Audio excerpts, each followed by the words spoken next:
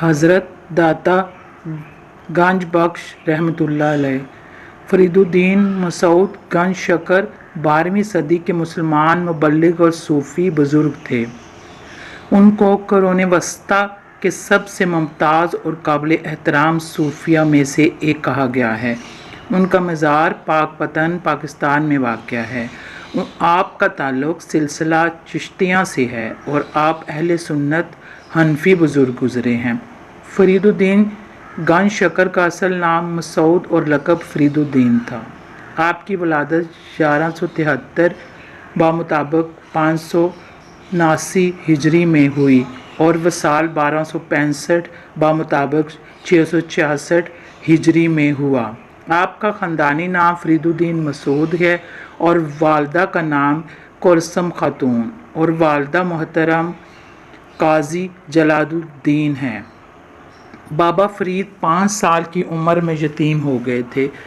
آپ پنجابی ادب کے پہلے شاعر اور پنجابی شاعری کی بنیاد مانے جاتے ہیں۔ آپ کا شمار برصغیر کے مشہور بزرگوں میں ہوتا ہے جنہوں نے اسلام کی شمع جلائی اور صرف ایک اللہ کی عبادت دنیا تک پہنچائی۔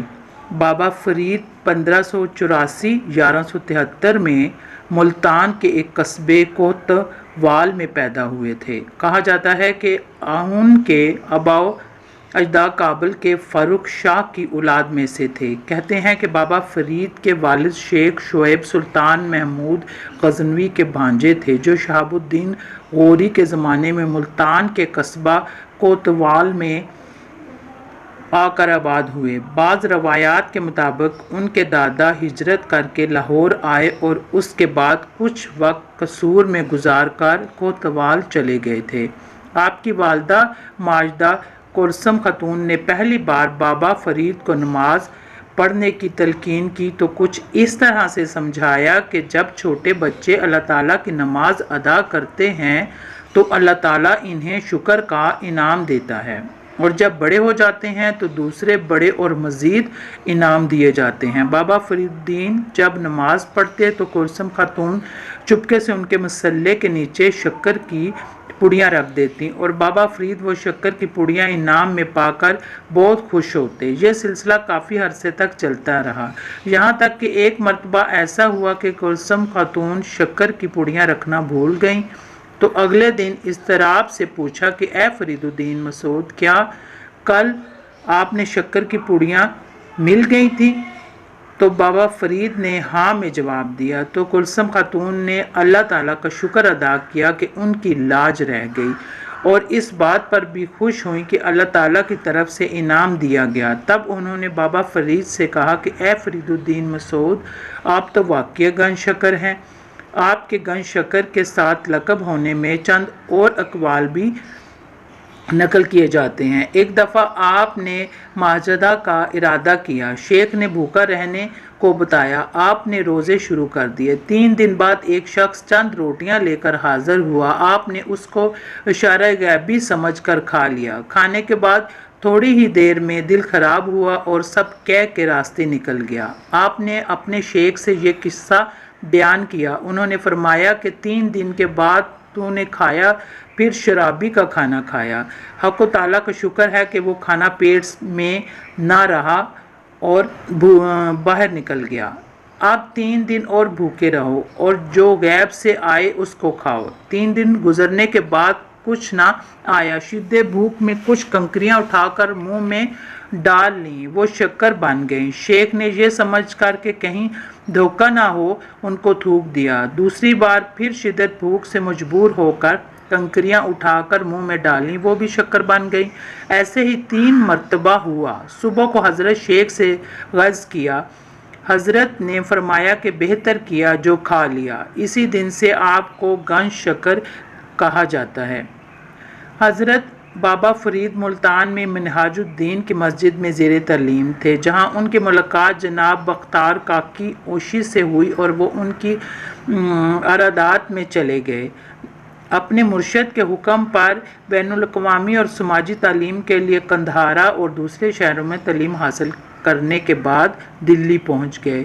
مرشد کی وفات پر ان کو چشتیہ سنگت کا سربراہ بنایا گیا۔ وہ الدین چشتی اور قطب الدین بختیار کاکی کے بعد اس کے تیسرے سربراہ تھے اور حضرت محبوب الہی خواجہ نظام الدین اولیاء کے مرشد تھے۔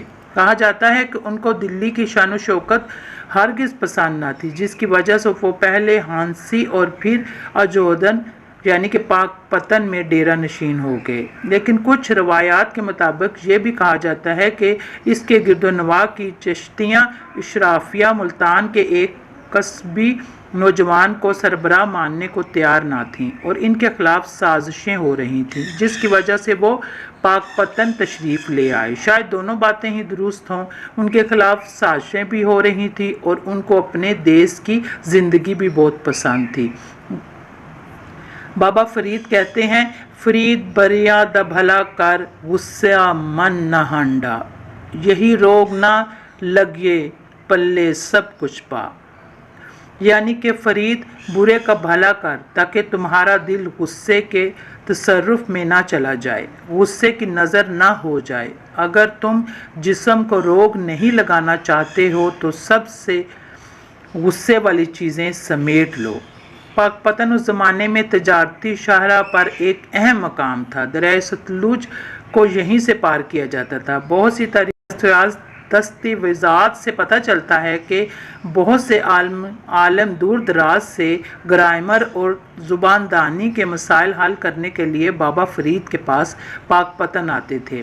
ایک شخص بارگاہ گنج شکر میں حاضر ہو کر یوں عرض گزار ہوا کہ میری کئی لڑکیاں ہیں جن کی شادیوں کے اخراجات اٹھانا میرے بس میں نہیں۔ یہ سن کر آپ نے مٹی کا ایک ٹھیلا اٹھایا، سورہ اخلاص پڑھ کر دم کیا، جس سے وہ سونا بن گیا۔ آپ رحمت اللہ علیہ نے اسے سونا عطا کیا اور ارشاد فرمایا، اسے لے جاؤ اور اپنی لڑکیوں کی شادی کر لو۔ آدمی کے دل میں حرص پیدا ہوئی کہ سونا بنانے کا وظیفہ ہاتھ آ گیا ہے۔ گھر پہنچ کر بہت ساری مٹی جمع کی اور سورہ اخلاص پڑھ کر دم کیا، مگر جب وہ پڑھتے پڑھتے تھک گیا اور کوئی نتیجہ نہ نکلا تو اپنے قریبی دوست سے تمام ماجرا بیان کیا۔ دوست عقل مند تھا اور سمجھدار تھا، کہنے لگا، بھائی سورہ اخلاص تو وہی ہے، مگر بابا فرید کی زبان کہاں سے لاؤ گے؟ آپ کا وصال 5 محرم الحرام 664 ہجری بمطابق 17 اکتوبر 1265 کو ہوا۔